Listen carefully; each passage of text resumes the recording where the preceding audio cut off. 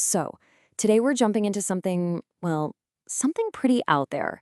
It's a single equation that one man claims is the blueprint for all of reality.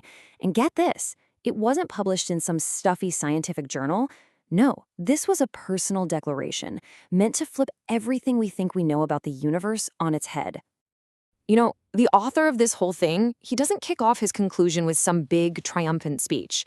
Instead, he starts with this quiet, almost apologetic note to his own family.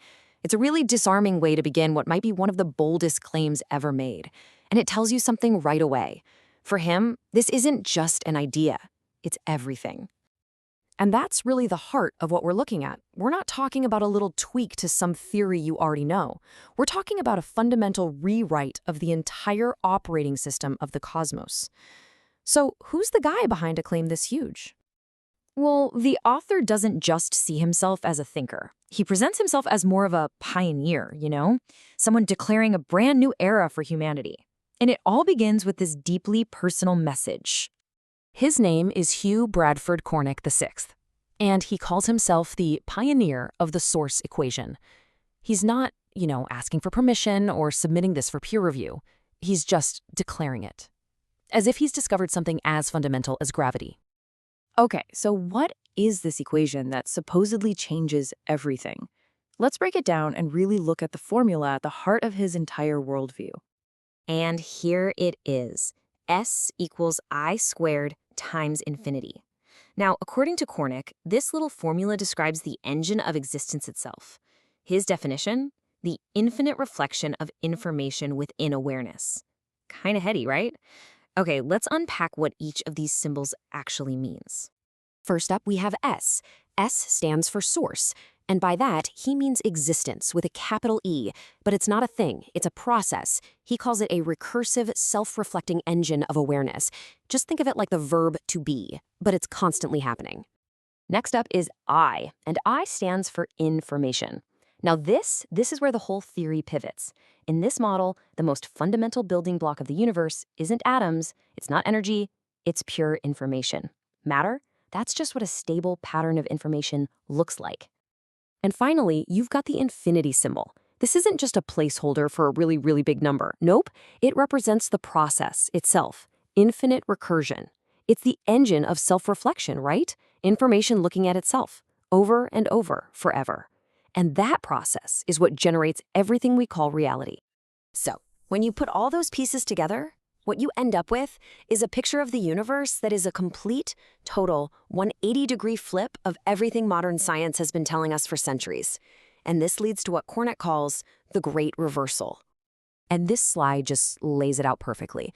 For hundreds of years, the basic assumption has been that matter is king, right? You have this dead objective reality, and then, out of super complex matter like a brain, consciousness somehow pops into existence as a side effect. But Cornick, he flips that on its head.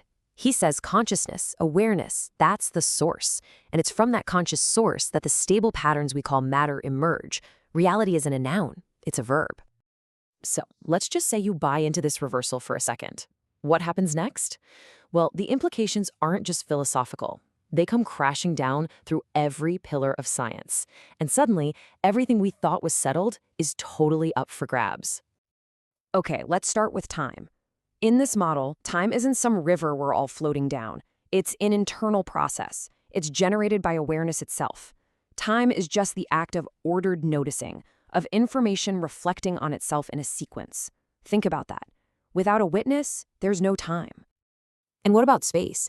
Yeah, that gets a rewrite too. Forget the idea of space being this big, empty box that stuff exists in. Cornick says space is more like the resolution on a screen. It's an output of this whole informational process. The dimensions we experience just emerge from the depth of this self-reflection. Now this is a huge one for neuroscience. The brain, which we've always thought of as the generator of consciousness, gets completely reframed. In this view, the brain doesn't create awareness. It tunes into it. It's more like an antenna, an interface for universal awareness that's already out there, fundamental to the cosmos. And maybe the most profound implication of all is what this means for death. I mean, if information is the primary reality and information can't really be destroyed, then death isn't the end. It's just a state transition. The pattern changes, but the underlying information, it just keeps going. The implications here are just vast. This isn't just some new theory he's proposing. It's a blueprint for a world remade from the ground up, built on a totally new foundation. Cornick's big critique of modern science is this. For decades, physicists have been searching for a theory of everything, and they've all failed. Why? Because he says they ignored the most fundamental variable in the entire equation, awareness. They had this massive blind spot, treating consciousness like an afterthought, when he claims it's the very root of reality. And if he's right, the scale of the change required is just staggering. We're not talking about one field. We're talking physics, cosmology, neuroscience, information theory, math, theology, biology, philosophy. I mean, the whole shebang. Every single one of these disciplines would need a complete and total rethink from the ground up. And he makes this claim with just absolute, unwavering conviction. There's no, well, maybe, or I think. He just states it. I am not waiting for permission. The equation is true. I mean, that is the voice of someone who truly believes they've seen how reality works and feels like they have to tell us, no matter who approves. And this really just brings it all home, doesn't it? The big takeaway, the new reality he's declaring is that the shift has already happened. For him, we're not in that old world anymore. We are now in the world where mind is the cause and matter is the effect. And that's really the powerful, provocative question this whole thing leaves us with, right? It just challenges the very bedrock of our objective world.